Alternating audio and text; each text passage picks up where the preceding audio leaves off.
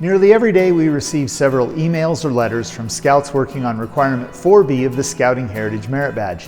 Many of those letters come with questions each Scout is interested in learning about the National Scouting Museum or the history of the Boy Scouts of America.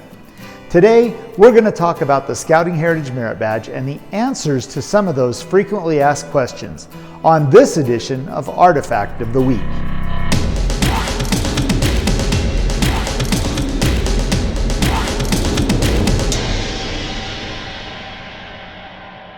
The Scouting Heritage Merit Badge is a great way for Scouts to learn about the history of the BSA, discover how to collect and care for Scouting memorabilia, experience what Scouting was like for Scouts in the past, and uncover the impact Scouting has had on the lives of millions of American youth since its founding in 1910.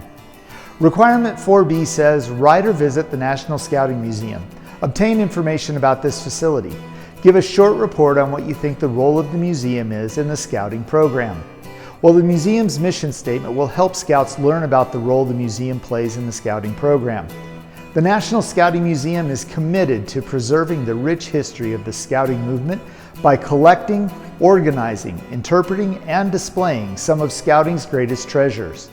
The museum not only documents Scouting's unique influence on American culture, but also tells the story of a movement that has touched the lives of millions around the world.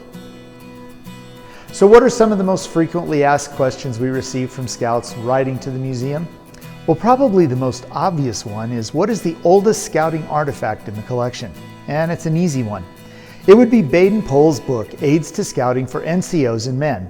Now, this is the book BP wrote in the 1890s to help prepare young Englishmen for service in the British Army. The book found a completely different purpose back home, as it was used by schools and youth organizations to help teach boys self-reliance and other outdoor skills. In 1906, BP rewrote Aids to Scouting as Scouting for Boys, and it was a 6-part series of booklets released every couple of weeks. Because the National Scouting Museum also includes the Philmont collection and the Ernest Thompson Seton collection, I also tell Scouts that the oldest man-made artifact is this Spanish bulto, believed to symbolize the Virgin Mary.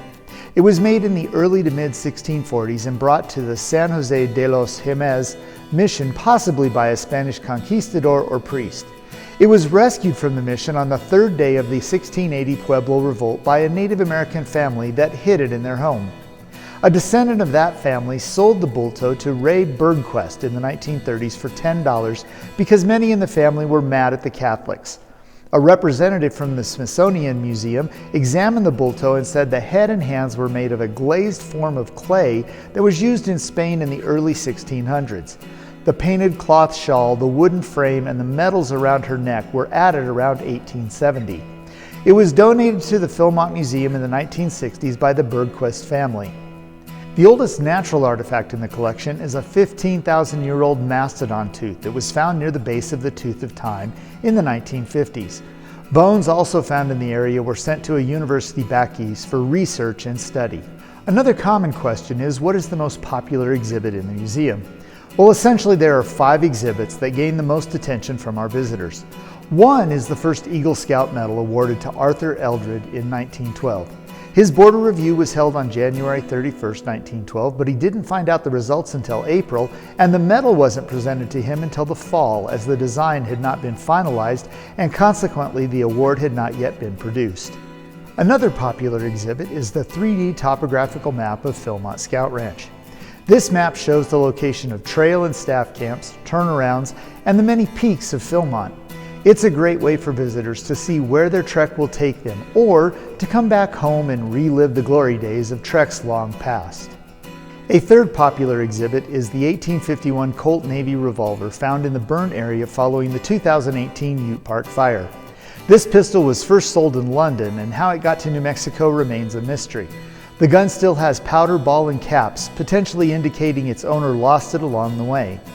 Next on our list of the 5 most popular exhibits is the Merit Badge display, where Scouts and visitors have the opportunity to view all of the merit badges that have been available throughout the history of the BSA. When the opportunity arises, we tell visitors about the least earned merit badge, Invention, which was earned by only 10 Scouts in its history.